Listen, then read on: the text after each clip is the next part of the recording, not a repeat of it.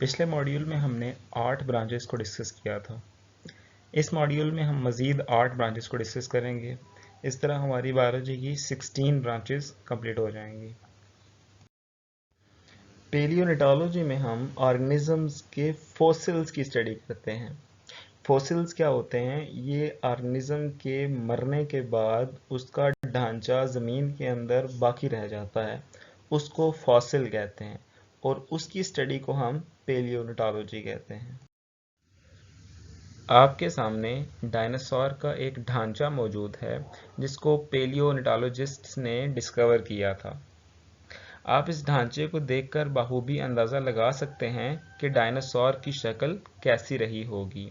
जब वो ज़िंदा था तो वो किस तरह की जिसामत रखता होगा, और इनकी हड्डियों को केमिकली टेस्ट करके हम अंदाज़ा लगा सकते हैं कि वो कितने हज़ार साल पहले ज़िंदा था। तो फिर इसकी डेफिनेशन ये होगी, it is the study of fossils which are the remains of extinct organism, कि ये फॉसिल्स की स्टडी है। और फॉसिल्स क्या होते हैं? ये रिमेन्स होते हैं जो बाकी बच जाते हैं ऑफ एक्सटिंक्ट ऑर्गेनिज्म। ऑर्गेनिज्म के मरने के बाद जो उसकी बाकियात होती हैं उनको हम फॉसिल्स कहते हैं। अगली ब्रांच है एनवायरमेंटल बायोलॉजी। आपको इसके नाम से अंदाज़ा होगा कि ये बायोलॉजी की कैसी ब्रांच हो सकती है। ये ऐसी ब्रांच है जिसके अंदर हम एनवायरनमेंट को स्टडी करते हैं और एनवायरनमेंट को ऑर्गेनिज्म से रिलेट करके स्टडी करते हैं। मिसाल के तौर पर आपके सामने एक दरख्त है जिसका बराह रास्त तबादला होता है माहौल के साथ। ये तबादला गैसों का तबादला कहलाता है, जिसके अंदर एक पौधा बाहर से यानी माहौल से कार्बन डाइऑक्साइड को अपने अंदर लेकर जाता है और बदले में ऑक्सीजन को बाहर की तरफ छोड़ देता है। इसके अलावा वो सनलाइट को भी अपने अंदर बाहर से अब्जॉर्ब करता है। इसी तरह बहुत सारे ऑर्गेनिजम्स, उनमें इंसान भी शामिल हैं, जिनका बराह रास्त एक ताल्लुक होता है माहौल के साथ। तो ये जो ताल्लुक इंसान का माहौल के साथ या लिविंग ऑर्गेनिजम्स का एनवायरनमेंट के साथ होता है, इसको हम एनवायरमेंटल बायोलॉजी में स्टडी करते हैं। तो इसकी डेफिनेशन ये होगी, it is the study of interactions between organisms and environment, कि इसमें आप माहौल और ऑर्गेनिज्म यानी जानदारों के दरमियान जो इंटरेक्शन होती है, जो चीज़ों का तबादला होता है, उसको स्टडी करते हैं। अगली ब्रांच है सोशियो बायोलॉजी। ये सोशियो वर्ड सोशियल से निकला हुआ है, जिसका ताल्लुक होता है समाज से।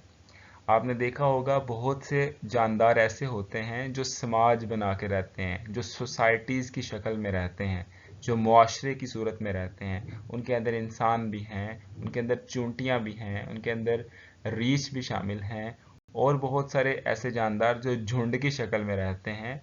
तो इनका जो मुतालिया होता है वो हम सोशियो बायोलॉजी में करते हैं।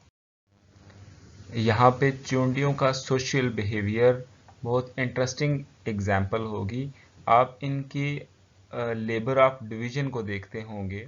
मिसाल के तौर पे एक क्वीन होती है और उसने जो जहाँ पे इनकी रिहाइश होती है उसके सारे मामलात को देखना होता है, और जो बाकी मादा चूंटियाँ होती हैं उन्होंने खुराक को इकट्ठा करना होता है, और जो मेल चूंटे होते हैं उन्होंने घर के बाकी जो काम होते हैं उनको मुकम्मल करना होता है।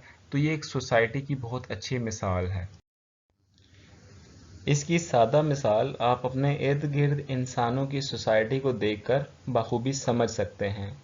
तो इसकी डेफिनेशन ये होगी, it is the study of social behaviour of living organisms, कि इसके अंदर हम जिंदा जानदारों के सोशल बिहेवियर को, जो वो समाजी ताल्लुक़ रखते हैं एक दूसरे के साथ, उसको स्टडी करते हैं। और इसमें यह भी स्टडी किया जाता है कि जो सोशल बिहेवियर है, एक दूसरे के साथ मिल के काम करना, ये कैसे उनका सर्वाइवल बेहतर बना देता है और कैसे उनकी लाइफ को आसान कर देता है। अगली ब्रांच है पैरासाइटोलॉजी की। पैरासाइटोलॉजी, ये वर्ड पैरासाइट से निकला है। जब आप पैरासाइट की स्टडी करते हैं तो इसको हम पैरासाइटोलॉजी कहते हैं। यकीनन आप सोच रहे होंगे कि पैरासाइट क्या होते हैं। तो जनाब, पैरासाइट वो जिंदा जानदार होते हैं जो दूसरे जानदार के जिस्म में रहते हैं, उससे खुराक लेते हैं और बदले में उसको नुकसान पहुंचाते हैं। इसकी एक अच्छी मिसाल यहाँ पे मच्छर है। मच्छर एक जिंदा जानदार है और वो किसी दूसरे जानदार के पास जाता है, उससे खून लेता है, यानी खुराक लेता है और बदले में उसको नुकसान पहुंचाता है। तो इसको पैरासाइट कहते हैं। इस तरह के बहुत सारे पैरासाइट्स हैं, इनकी स्टडी पैरासाइटोलॉजी कहलाती है। तो इसकी डेफिनेशन होगी, it is the study of parasites, कि जिसमें हम पैरासाइट को स्टडी करते हैं उसको हम पैरासाइटोलॉजी कहते हैं। अगली ब्रांच है इम्यूनोलॉजी। ये इम्यून सिस्टम से निकली हुई एक ब्रांच है जिसमें हम ऑर्गेनिजम्स के इम्यून सिस्टम को स्टडी करते हैं। यकीनन आप सोच रहे होंगे कि इम्यून सिस्टम क्या होता है। तो हमारे जिस्म के अंदर एक ख़ास तरह का सिस्टम होता है जो बैक्टीरिया और वायरसेस के खिलाफ लड़ता है और हमारी बॉडी को प्रोटेक्ट करता है। उसको हम इम्यून सिस्टम कहते हैं। ये इम्यून सिस्टम सिर्फ इंसान की बॉडी में नहीं, बहुत सारे दूसरे ऑर्गेनिजम्स में भी मौजूद होता है। तो इसकी स्टडी को हम इम्यूनोलॉजी कहते हैं। इसकी डेफिनेशन होगी, it is the study of immune system of animals which defend the body against microbes. Microbes का मतलब होता है छोटे छोटे organisms, for example bacteria, viruses, जो कि बॉडी को नुकसान पहुंचाते हैं। उसके बाद आती है एंटोमोलॉजी। एंटोमोलॉजी में हम कीड़े मकोड़ों, इनको हम हशरातुल अर्ज कहते हैं, इनकी स्टडी करते हैं। मिसाल के तौर पर मक्खी, मच्छर, इसके अलावा दूसरे जितने भी ये जो विंग्स रखने वाले छोटे कीड़े होते हैं, उनकी स्टडी हम एंटोमोलॉजी में करते हैं। तो इसकी डेफिनेशन होगी, it is the study of insects. Insects हम कहते हैं हशरातुल अर्ज को, तो इसकी स्टडी को एंटोमोलॉजी कहा जाता है। नेक्स्ट ब्रांच है फार्माकोलॉजी। फार्माकोलॉजी लफ्ज़ फार्मेसी से निकला हुआ है, जिसके हम ड्रग्स और अद्वियात वगैरह का मुताला करते हैं कि ये ड्रग्स और अद्वियात, इनका इंसान के जिस्म के ऊपर या दूसरे ऑर्गेनिजम्स के जिस्म पे क्या असर होता है, उसकी स्टडी को हम फार्माकोलॉजी कहते हैं।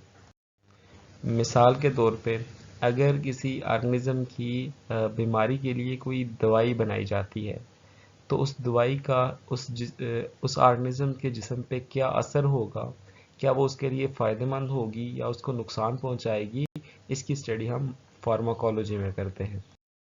तो इसकी तारीफ होगी, it is the study of drugs and their effects on human body. इसमें हम ड्रग्स को स्टडी करते हैं और उनके ह्यूमन बॉडी पे इफ़ेक्ट्स क्या होते हैं, उसको स्टडी किया जाता है।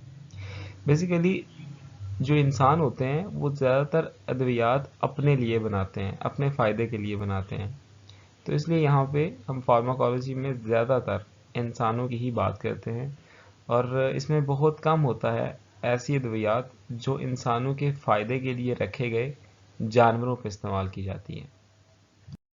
सबसे आखिर पे बात करते हैं बायोटेक्नोलॉजी की। ये बायोलॉजी की सबसे जदीद ब्रांच है, इसको सबसे एडवांस ब्रांच कहा जा सकता है और इसमें जो काम हो रहा है वो बायोलॉजी को एक अलग स्टेप पे लेके गया है। बायोटेक्नोलॉजी क्या है? बायोटेक्नोलॉजी को नाम से समझ सकते हैं, इसमें बायो और टेक्नोलॉजी दोनों शामिल हो गए हैं। यानी जब आप बायोलॉजी और टेक्नोलॉजी को साथ जोड़ देते हैं तो उससे बायोटेक्नोलॉजी बनता है।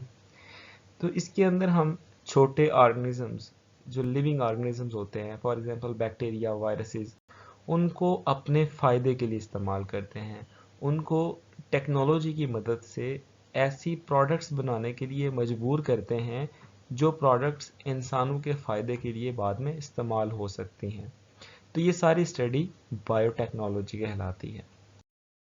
तो इसकी डेफिनेशन ये बनती है, it is the study of applications of microorganism to make substances for the help of Mankind.